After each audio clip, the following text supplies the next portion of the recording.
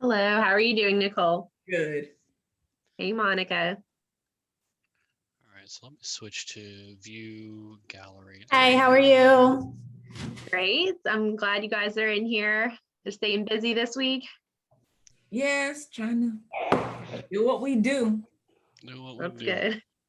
Well, congrats on your recent closing. That was really awesome, and excited for you to have many, many, many more. Oh, for sure.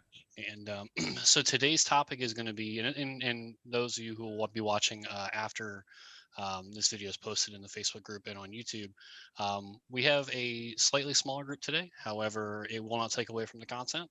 Today, we're going to be talking about pre-listing packets and what they are and how they can be utilized. So Allison, Monica, or Nicole, what are your thoughts on pre-listing packets? Do you have any kind of background knowledge of them or what they're used for? Have no idea. No idea. Okay, Monica. I don't either, no. Allison. I think what you're referring to is something before you meet the people in person. So either mailing it to them or emailing something about yourself. Yep. So pre-listing packets are an amazing tool, especially in a competitive environment when you're looking for the edge to set yourself apart, from other people who are also, if you have 5 or 6 people go into a listing presentation, all of them are trying to explain why they're the best fit for that seller to choose them. And so a pre-listing packet is basically a resume, for lack of better words. It is a resume that you submit to your sellers or the seller, the potential seller, that explains why you're the best at what you do and why they should hire you. There's a lot of stuff that goes into pre-listing packets, and we'll kind of break down, each individual and maybe give an example of it or talk about each section of it. But pre-listing packets are going to consist of about you, right? Who are you? What do you do? What's your specialty? What demographic? Like whether you focus on military, whether you focus on, what part of the city you focus on, just about you, what you do in your business. Local market statistics. So if you have a customer that you're trying to, convince to list with you in, say, Avondale, for those of you who live in Jacksonville, you would be familiar with what Avondale is. You would provide market statistics for that section or for that area that kind of give them an idea of what's going on in their market. How many homes are on the market? How many homes sold last month? What type of absorption rate they're facing or what kind of inventory situation they're facing in their market area, right? Examples of your experience. So your sales, your history on how much production you've had.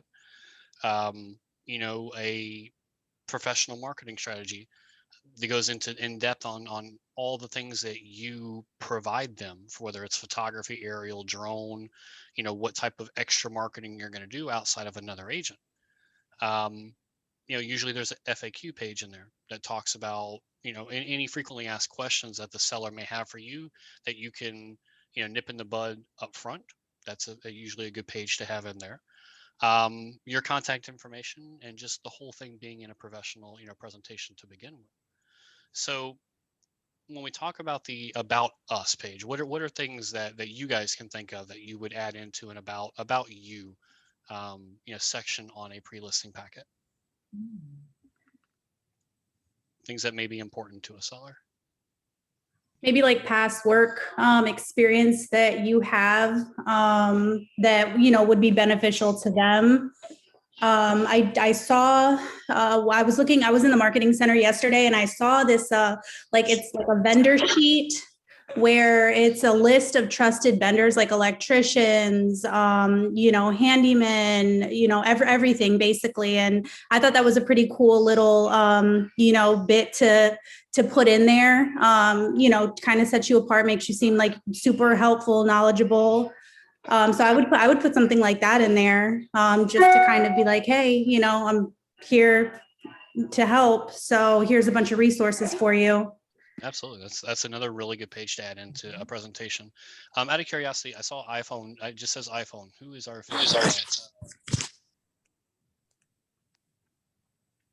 I got Monica. Marsha. I always Marsha. forget to change my name. Let me do it right now. It's all good. Just making sure, just checking on who we got in here. Okay. Welcome, Marsha. Welcome. So the About Us is really that page in my mind.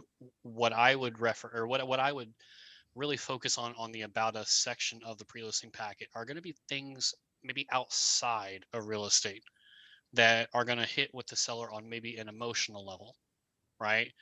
It can be about your personal life. It can be, like if I was doing one today, it would be something to the effect of I have 4 kids, they enjoy this stuff, or I, my prior past experience in the Air Force, or, things that are going to maybe hit on an emotional level with the customer, not necessarily real estate related, right? Because we're trying to make yourself seem, we're trying to humanize you, right? And no one wants to just have just nothing but real estate come out of the person, because then you're different than everyone else. Everyone's a realtor, everyone's selling real estate, but what makes you different from Susan or Kyle that are going to that presentation as well?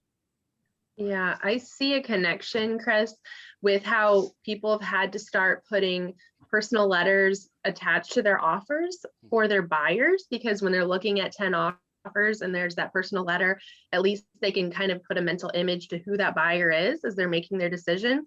And I think the same could be said if they had 4 that they were interviewing, and then they decided, I remember that one who had been in Jacksonville their whole life, they love to go surfing, something like that, and yeah, we'll stand out more.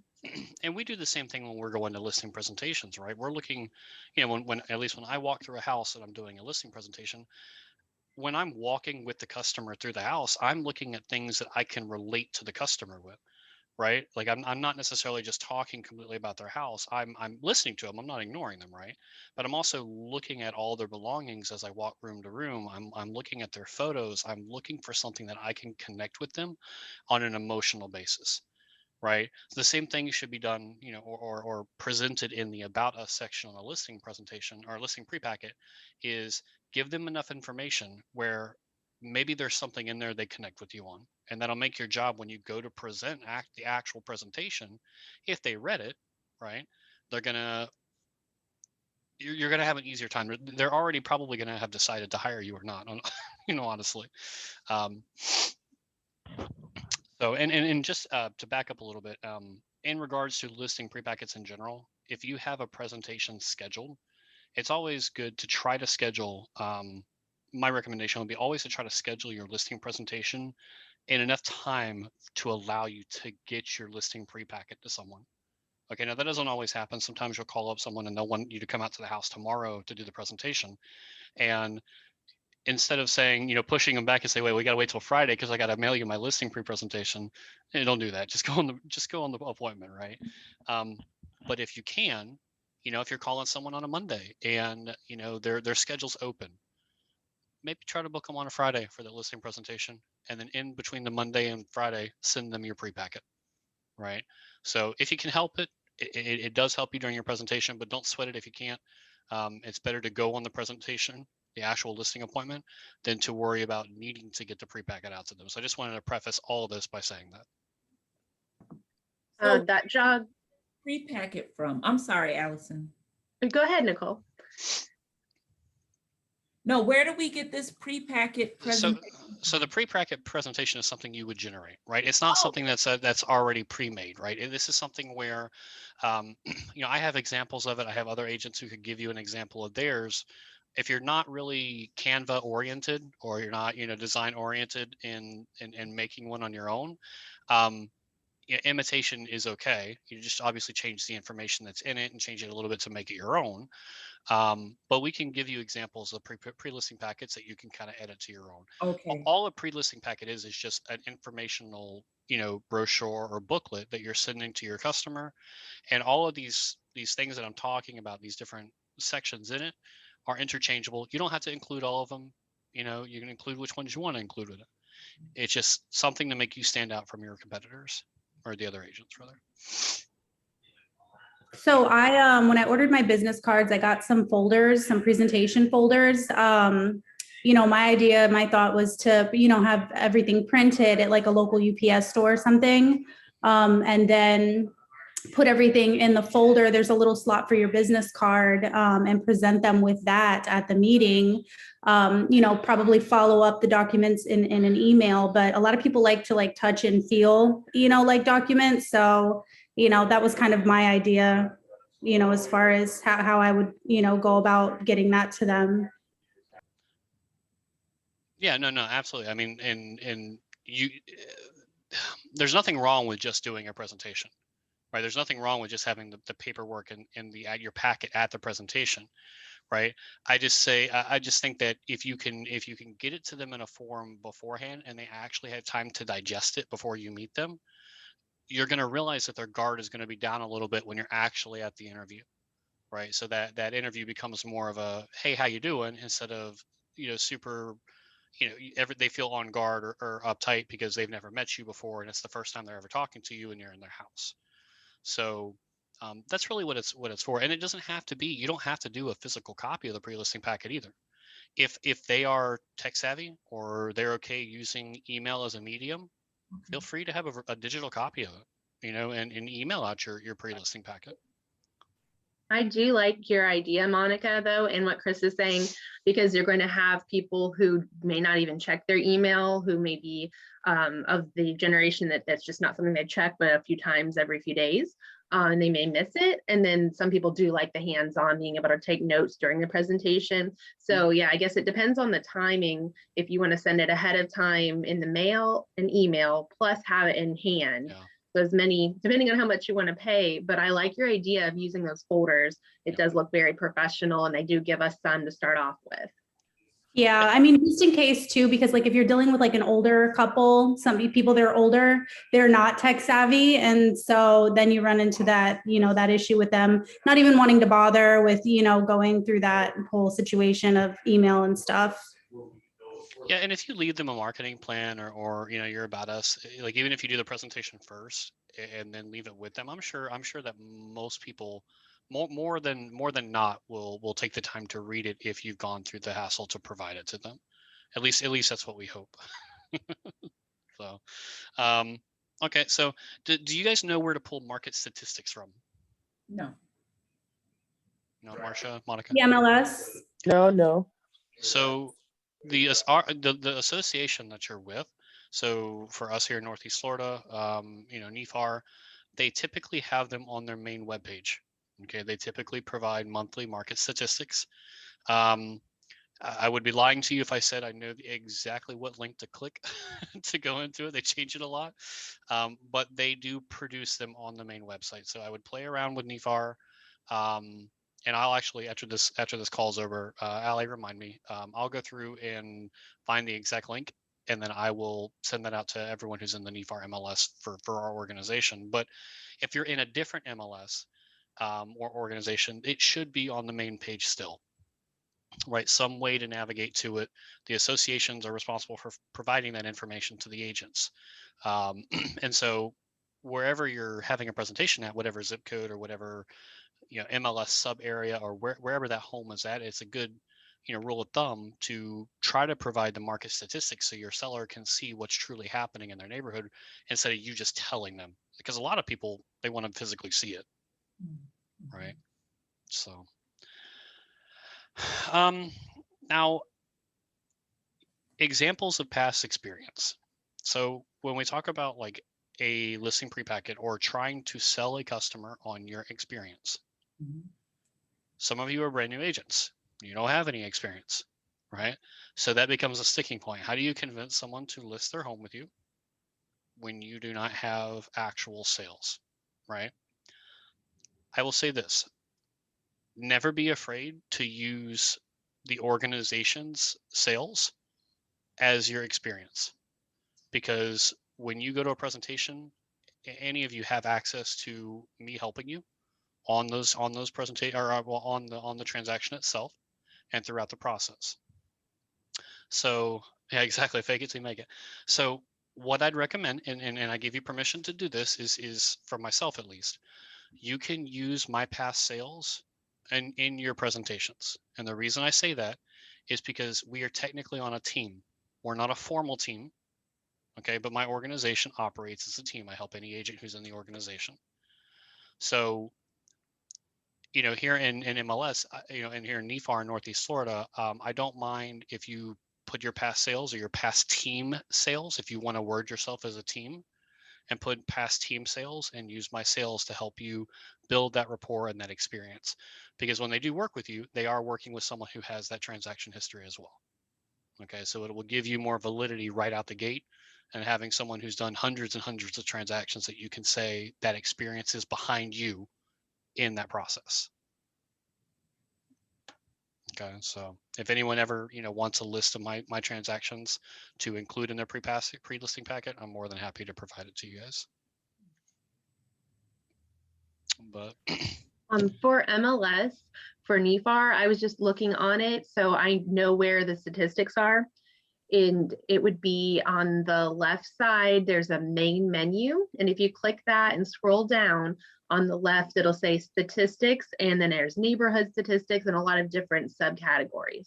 So menu and statistics on in the left-hand side. Thank you. she's 100 times better than me. You see that like right away, like information, just ridiculous. All right, so marketing strategy. Have you guys thought about your marketing strategies? No. No, on what you would do when you list the property? So that sounds like another great idea for a mastermind class. There is actual marketing strategies. Let me write that down. I've given some thought to it, but there's just so many ways. I'm, just trying to figure out the best way. Being a new agent, I don't want to dump a lot of money into marketing. I would like to maybe try to use some pre-marketing, strategies until I can get my first deal, and then, use a percentage of money to then, continue to market and that kind of thing. I've been reading The Millionaire Agent, the Keller book. Yep. Yeah. And, there's tons of like marketing strategies in there, that seem interesting, but, I know there's strategic marketing and all that kind of thing. So trying to delve into those different, strategies to kind of just get started. Right now, I've been focused on my sphere of influence, mainly just reaching out to people that I know are interested, that, like to invest and stuff like that, that I've talked to about investing in the past, letting them know what I'm doing, and so that we can kind of try to, make something happen. So that's kind of where I'm at this point. Well, I'll tell you, right now in the market, agents are going to be able to not do as much and still sell the properties. Honestly, you don't have to market right now. I know that sounds kind of crazy to say that, but like, you don't have to market right now. You put a home on MLS, it's sold within like a week, right, at most, because our inventory is crazy. I think this morning we're at like 2,100 homes, or right at 2,000 homes. So the creative marketing ideas that you used to need aren't necessarily needed right now. It's still good to learn them, because eventually the market's going to adjust and shift, and we're going to be back to where we have an equal amount of inventory as we have a supply, hopefully within the year. But when I was with Century 21 and Keller Williams, I ran a team called the CASA team, and we had a very long and somewhat convoluted but very long marketing strategy plan. And a lot of, some of it was fluff. Some things that we would put in there that we did that were automatically done from just putting a property in MLS, right? It filters out to Zillow, it filters out to Trulia. Like, you don't have to do that stuff, but the customer doesn't know that, right? The customer thinks that everything that happens with the property, you personally went and took the time to do it, regardless of how true that is. So, Allie, let's get a copy of that out, because I do think it's still in my Google Drive from the prior from the time, and I'll make an example on the Facebook group. I'll just put it there as like a example of marketing strategy plan, and you guys can see the type of stuff that I would put into it, right? For instance, it doesn't cost you anything to share a listing in our Facebook group, right? If you get a new listing, you share it in our Facebook group as a post, and you could write that as, presents listings to office, team members on a national level, because we have agents in Kentucky and, and Texas and stuff like that. So it's all about how you approach it and word it. not necessarily what you're actually doing. And I don't mean that in like a backwards way of saying don't do what you say you're going to do, but just know that there are ways to be creative, and the customer doesn't always know exactly what money, time, effort, or energy you're putting into something. Okay, so we'll get that out to you so you can see what we used to put out to our customers. What was it, a 75 point? Yeah, it was a 75 point marketing plan. So we told the customers we did 75 things, and none of it was a lie. All of it happened, but we maybe had, actual hand in doing 30 of them. The rest of them were automatically done. Yeah, that included even follow-up for after showings. We would contact them with the feedback that the agents who just went through the property would have on a weekly basis, talk to them about, updating certain things, decluttering any feedback we received. So I was trying to be good communication, hands-on. Yeah. And again, the customers, they don't know what you do unless you tell them, right? I mean, we take for granted all the little things that we do on a day-to-day basis that someone may not realize, that we're actually doing. So on your pre-listing packets, and I fell victim to this one. I did my old ones. But that marketing strategy plan, the 75 point, was in my old pre-listing packet. It needs to be visual. Like I fell into victim in this one. I started doing Facebook posts as well. I'd always just used to use a text blob, and there'd be nothing with it, right? Like it's just a wall of text, and people would kind of glaze over it. And then I had one of my coaches tell me, maybe you should add GIFs in there. Maybe you should add pictures or something to break it up. I never did that before, like 2 months ago. So the same thing can be said with any kind of marketing material you're putting out, including the pre-listing packets, is to make it visually appealing. Nobody wants to look at just text. They won't pay attention to it unless they have something to break up the monotony. I mean, really, I'm not, aside from contact information and just making sure it's professionally presented, there's not really any other slides that I used to add into them. Could you guys think of any other slides that or sections in it that may be beneficial, that we haven't covered or we haven't talked about? Do you want to go back through it one more time, all those that you just listed from the beginning? Sure.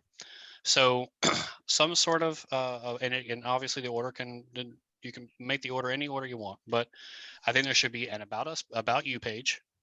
Okay. Which I think should be a personal approach or personal connection with the seller, humanizing yourself. Local market statistics in regards to their property so they can know what's going on in their neighborhood. Your examples of your past experience or your past sales. And if you don't have any, fake it till you make it, just like Monica said. Like, just use mine.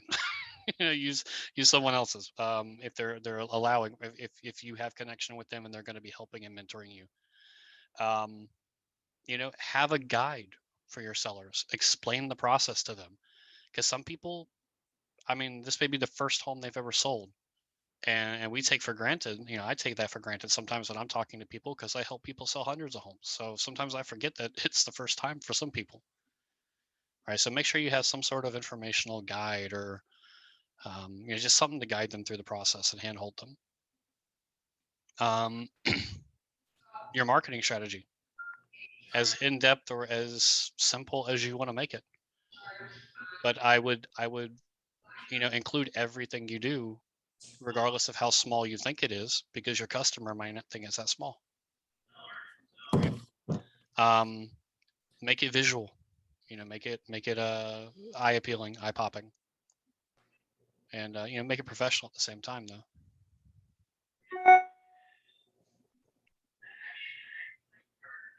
Now I know I had asked the question in the past, but would you put like a market analysis in there on their particular property? I know when I had asked that question in the past, you said that it would be like an injustice to them, and you would probably want to provide that later, but would you give them like an idea of like, hey, this is an estimate of what we could possibly get like for your property, or do you not want to give that information to them right away? I wouldn't, because what you'll find is that a lot of times that you need the personal connection with them, because a lot of times, especially when they're first starting out in the process, right? They're just raising their hand, like, I'm curious about a value. I'd like to get someone over here to take a look at my property.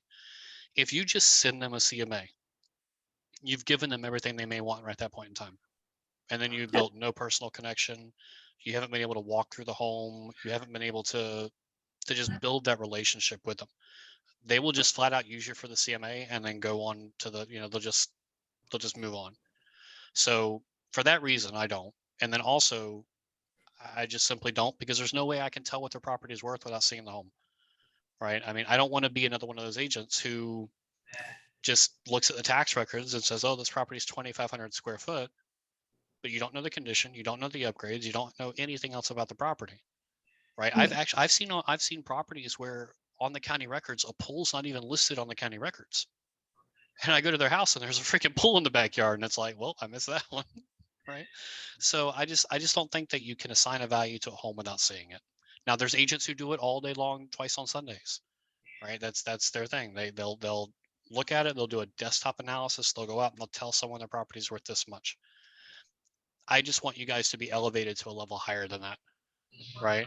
And be able to use the fact that you didn't bring a CMA, that you told them, I didn't want to do that to you. I want to give you an accurate value.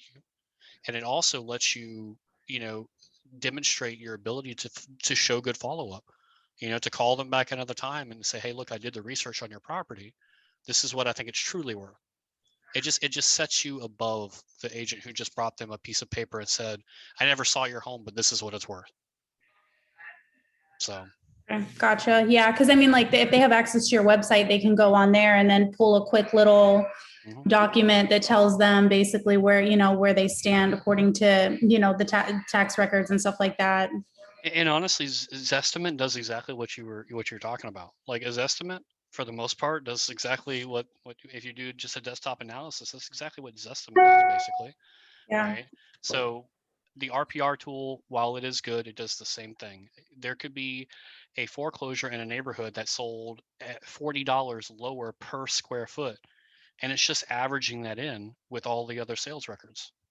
So, I would just be careful. Start your career off the right way, and instead of relying on bad tools, elevate yourself and do things a little more thorough and setting yourself to a higher standard for sure. Gotcha. But Do we have guides to help us value the house? How do we know how to value it? so we're going to be doing another class When we very put a soon. value on a house, like Sure. we're telling them. Yep. So we have a CMA class that we're going to be doing very soon. I've got to pick the exact date for it, but we're also going to have a CMA Mastermind on. I just posted it in the group yesterday. What day did I select? 4/28. So it's a bit out. So we'll do a class before then.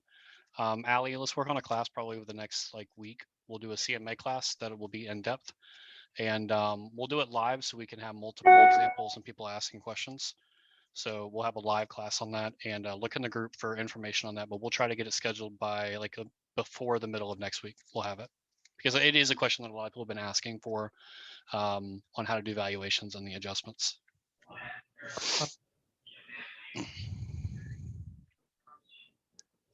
But good question. Good question. We'll get that out to you guys.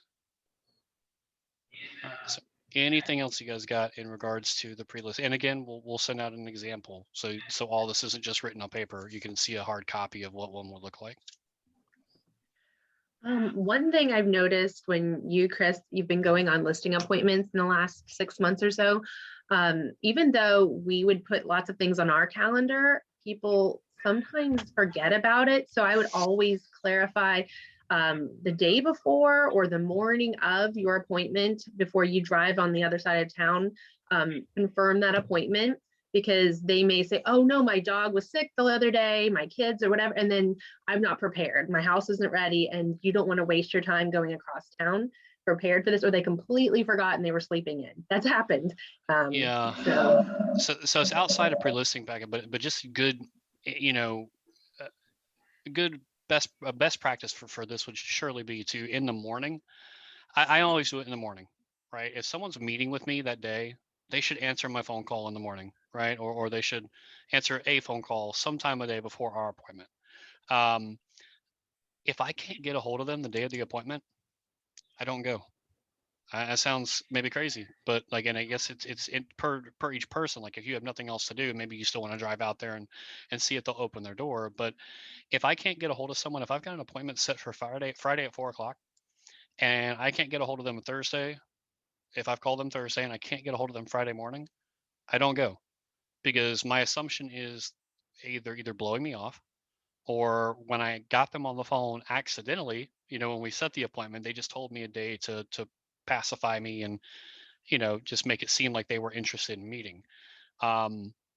There's nothing worse than driving 45 minutes across town to knock on someone's door and they not answer. So respect your time, and it's okay to say no to something, right? It's okay to say no to driving across town for someone who's blowing you off. So the same could be said for buyers. One time I waited with my kids because I randomly had to have them for an hour and a half for someone to show up to our property, and they came 2 hours late. And then one, and they're like, oh, well, it's already kind of late, we're done. So it was not respecting my time, and I really should have had that phone call with the buyer to make sure they remembered that day, where and when. If you don't respect your time, no one else will. Right? If you don't keep to a calendar and a schedule and make sure your appointments stay to that same schedule they've agreed to, nope. If you don't respect your time, your customers won't, your sellers won't, your buyers won't, and you'll be run ragged across town. So even, make that a priority as you start your career. To, even if you've only got 1 or 2 buyers or 1 or 2 sellers, like, stick to your schedule. Don't let people drag you around.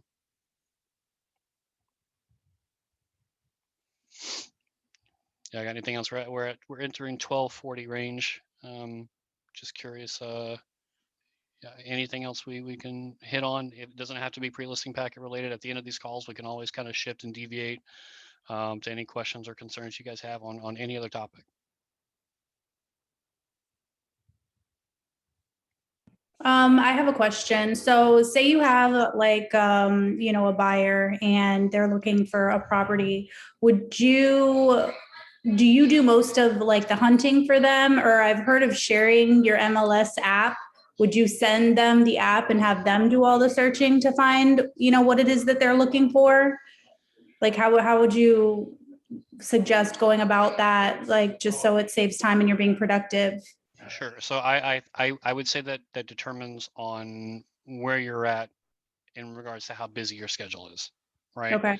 So if you're slammed, like if you just are robbing Peter to pay Paul with your time, and you're just bouncing from appointment to appointment, I would give them access to your portal. Okay. My caution would be this: when they have access to your portal, they no longer need you, right? So if you're not the one showing them the homes and presenting those homes to you, and you fall out of contact with them and you're just letting them go through your portal and use it, what's to say that they may not find another agent in passing that they just have a conversation with or a drink with, and now they have access to your portal. They don't need to bother that other agent for the information, but they're having that agent go show them the house and just still using your portal. So if you have the time, I would set an auto search in MLS and send it out to them, but without giving them access to your portal.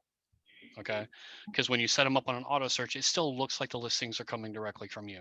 Okay, even if you're not going in there every morning looking at the hot sheet and sending it to them, set them up on a saved search that emails them every other day or something like that with the parameters you've already set for them. If you don't have the time, you can give access to your portal, but I would recommend not if you have time to actually manage the customer. Gotcha. Okay. Monica, have you had a chance to see where that's at in MLS? I don't know if we need to do a quick thing one day to show at least the NEFAR MLS, Chris, where to set that up. Because I see there's 3 ways. There's the open access to the portal. There's you take all the information you wrote down and email the specific homes you find. And then the middle ground is like what he was saying, to set up this automatic search for them. Have you seen where that's at in MLS? So I've been kind of poking around right now. I'm kind of playing with the different features. I just downloaded the app on my phone. And just, I know you can share that with people. But I do need like further training on it. I know you guys are different because you're in Jacksonville, but I'm on like Stellar MLS. So I'm still kind of in the process of becoming familiar with, the platform and stuff. So I need to do some further training. So if you guys have anything, or if you have time to set aside to maybe go through some things with me, I'd definitely appreciate that. Okay. Alrighty. Stellar. Yeah, I'll reach out after this, and we'll set up a time. Okay, thank you. Marcia, you got anything else for me? No, not today. All right. Nicole, Good. what's up? I'm You're good? You're good? Yeah. Okay. All right. Well, if no other questions, we'll go ahead and wrap this up. I do appreciate everyone who hopped on here today. The last two masterminds have been great interaction. And again, I thank you for contributing and getting on here, and some great questions asked, and hopefully, some insight provided to pre-listing packets. And again, we'll make that information and that actual, physical documents available to you guys, so you can take a look at, so you can put the notes with the actual stuff to see what the heck I'm talking about. But all right. Well, I appreciate all of you, and thank you so much, and I hope you all have a wonderful day. Okay. all Thank right. you. Have a good Bye. day. All right. Bye.